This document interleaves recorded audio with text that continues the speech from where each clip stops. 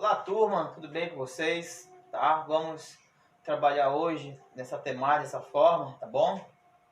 Sobre nosso autor. Portanto, é um pouquinho difícil trabalhar esse tema com esse autor, porque esse autor ele é muito dinâmico, tá? As suas ideias elas são muito dinamizadas, né? Para falar especificamente desse tema, nesse autor, exige muito trabalho, né? A galera da equipe lá teve bastante trabalho para fazer esse resumo, tá? E nós tivemos mais trabalho ainda de fazer esse resumo do resumo para vocês, tá? Qual é o nosso autor?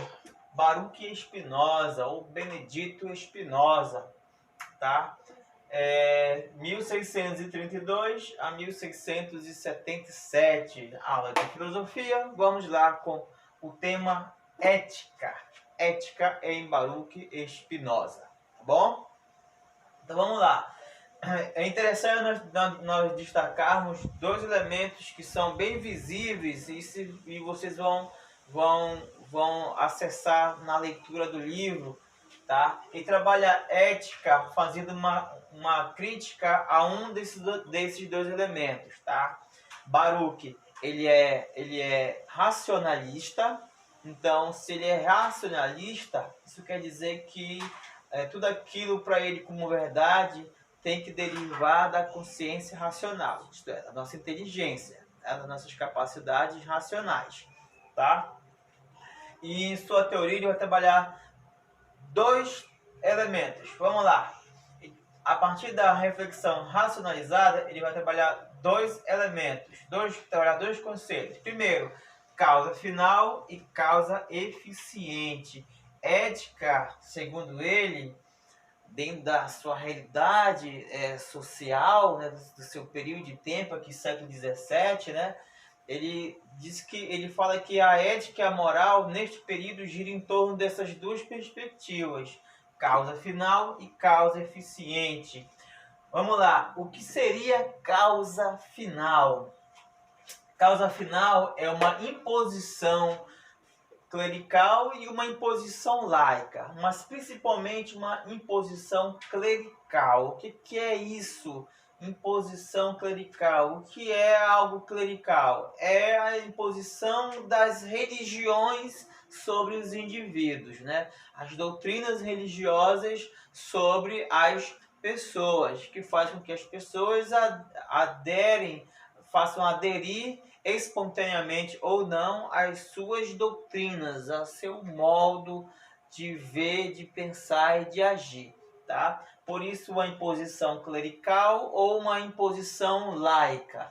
O laica já seria o indivíduo que participa de uma determinada religião e o qual ele vai seguir as instruções desta religião, seja ela qual for. Lembrando que Baruch Spinoza ele era judeu, tá? E ele foi expulso do judaísmo, né? Por essas suas ideias, as suas teorias, tá? Aí já é um outro discurso. Beleza. Então, causa final seria a imposição, a visão que as religiões impõem sobre os indivíduos, que faz os indivíduos pensar no seguinte: em perspectivas, eu vou agir, vou tomar atitudes, vou utilizar atos práticos, né, em prol de uma perspectiva na área religiosa, por exemplo, perspectiva do céu. Tá? Então, toda a minha vida vai ser pautada em atos, em atitudes que vai convergir numa perspectiva, num desejo de alcançar o céu. Para ele, isso é uma questão negativa. Coloquei um Nzinho bem aqui para vocês, tá? É uma visão negativa. Nós não devemos agir com perspectivas de algo que a gente nem tem certeza, tá? Céu, terra, inferno, enfim, não devemos agir com essas ideias metafísicas. Ele é um grande crítico sobre a metafísica, tá? Então, para ele, isso é perder tempo. Para ele, isso é alienação. Para ele, isso não é ética, mas a sociedade, neste período de tempo, gira em torno disso. Tá? Por exemplo, e que também leva as pessoas à ideia do conformismo. Você nasceu pobre, mas Deus veio pelos pobres e continue assim que você vai herdar o reino do céu lá numa pós-vida. Perspectiva de causa final. Eu vou me manter na minha condição porque alguém me disse que eu vou herdar o reino do céu lá na frente. Para ele isso não pode acontecer. Para ele isso é alienação, para ele isso é uma aberração, tá? Isso seria a causa final. E a causa eficiente? A causa eficiente seria o inverso dessa ideia. Seria o seguinte: você, numa construção racionalizada, você tem condutas sociais, condutas éticas e morais, né, por uma questão de consciência racional. Por que eu faço bem? Não porque eu vou herdar o céu, mas porque fazer o bem é um ato positivo, é um ato ético, é um ato moral. Deu para entender a causa eficiente? E essa conduta ela é pautada principalmente pela nossa capacidade racional. Ela é imposta pela nossa razão. Daí sim, tá? Aqui essa sociedade giria em torno de uma visão daquilo que ele propõe como ética. Tá? Fazer as coisas não numa perspectiva que ninguém sabe o que vai acontecer. Fazer as coisas corretas porque é o correto. Tá? É uma construção. Se você semeia um grão, você vai colher. Se você semeia uma semente, um grão, você vai colher o fruto daquela semente. É uma questão de lógica. Tudo bem? Aqui, galera, bora lá. Então, nós já entendemos que ética gira em torno da causa eficiente. É uma construção, claro, pautada pelo aspecto racional. Beleza? Outro elemento. Ele vai ver uma outra questão, ele vai trabalhar a ideia da negativa sobre a intervenção divina, suprarreal e hierárquica. Ele vai dizer o seguinte: a questão clerical, a intervenção divina, a ação de Deus na terra, para ele não existe. A questão suprarreal, céu, inferno, talvez não existam. Tá? O que se impõe é uma hierarquia, é um domínio dessas estruturas clericais sobre nós. Ele vê isso como algo negativo. Tá? Não é que não exista Deus, tá? Não é isso que está dizendo. Ele está dizendo que a intervenção divina, ela não é como se dizem, tá? Aí, principalmente como ele vem de uma cultura judaica, aquela pautada ali do Antigo Testamento, tanto a ação de Deus diretamente, às vezes até às vezes drástica, né? Quem já leu ali o Antigo Testamento, a ação de Deus ali com guerras, com pestes, essas coisas, para ele nada disso existe. O que está escrito no Antigo Testamento é a visão daquelas pessoas naquele período de tempo, é a interpretação das pessoas naquele período de tempo. Vamos fazer uma guerra, porque Deus ordenou que eu fizesse uma guerra. Eu sonhei que Deus disse que nós iríamos ser vitoriosos naquela guerra. Aí os caras vão lá e fazem a guerra. Para ele isso era bobagem, era uma visão pessoal daquele povo, tá? Na realidade histórica daquele momento. Tá? Então essa intervenção divina para ele não existe. Mas ele acredita em Deus, né? Tanto que ele é da linha panteísta. Tá? Anota essa palavra, panteísmo. Tá? Depois podem pesquisar o que seria isso. Mas não é a nossa temática aqui. Beleza? Então vamos lá. É uma visão negativa por quê? Porque vai nos privar dos nossos princípios éticos. Essa visão do ação divina, suprarreal e hierarquia está ligada a esta conduta final, que é uma imposição de pensamento das religiões. Tá? Por que é negativa? porque elas vão nos privar dos nossos verdadeiros princípios éticos e morais. Que seriam esses princípios éticos e morais seria o quê? Seria uma tomada de atitude, uma tomada de ação construída pela nossa capacidade racional.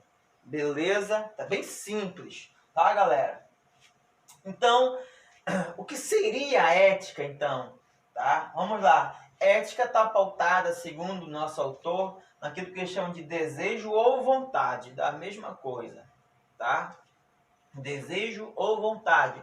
O que seria isso? Desejo ou vontade? Como é essa ideia de ser ético pelos desejos e as vontades, tá? Lembrando que ser ético está pautado na capacidade racional, tá? Beleza. Então, o que seria desejo ou vontade? Não é no sentido sentimentalista.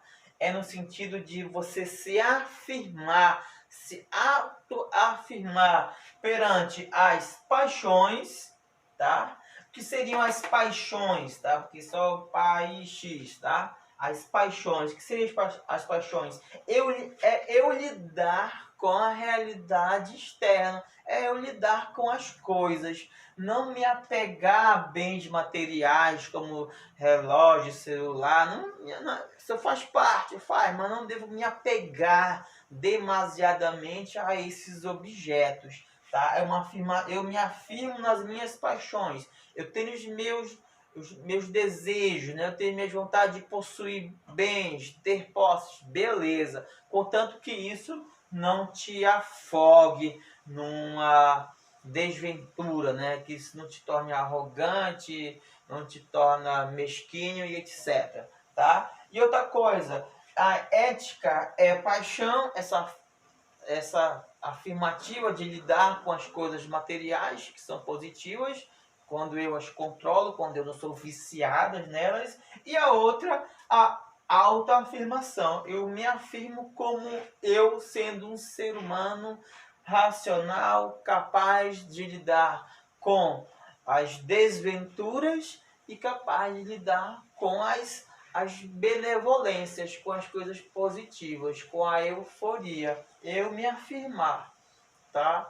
E uma vez que eu me afirmo como ser humano, eu vou saber lidar com os meus problemas, porque os problemas vão acontecer, e eu vou lidar com as minhas euforias, porque a euforia demais pode causar problemas. Então, galera, ser ético para Baruch Spinoza é se afirmar, tá? É saber se policiar nas questões materiais e saber quem você de fato é, tá? Com qualidades, com defeitos e que não vai na primeira dificuldade arrancar os cabelos e entrar em crise, entrar em depressão, etc. Você sabe lidar com as dificuldades, tá? Que isso vai possibilitar aquela ideia que vocês vão ver no livro de vocês, a ideia do homem divino. Não é que o homem quer ser Deus. O homem divino é simples, é você saber lidar com a tua liberdade, tá? Você sabe lidar com a sua liberdade. Se existe um elemento tão importante quanto a razão, é a capacidade, é a ideia de lidar com a liberdade. Eu sei lidar com a minha liberdade. Por quê? Porque eu sei quem eu sou. Eu sou uma pessoa que até posso possuir bens, porém não me apego demasiadamente a isso. Então, bem simples, galera. A ética em Baruch Spinoza está contida aqui nessas informações, tá bom? Não a causa final, não devo fazer atos só por uma perspectiva metafísica, tá? Ele é crítico da metafísica, e ser ético é saber lidar com os seus desejos, se afirmar nas paixões, tá? Possuir bens, possuir suas coisas, beleza, mas sem apego exacerbado, e saber de fato quem você é como pessoa, como ser humano, saber lidar com as dificuldades e saber lidar com as euforias. Nisso porque somos seres que temos a ideia de liberdade, somos seres livres. tá, galera? Desejo para vocês uma boa leitura do livro, tá bom? E qualquer dúvida a mais, só no dia da aula vocês vêm comigo, beleza? Até a próxima aula, se Deus quiser. Tchau!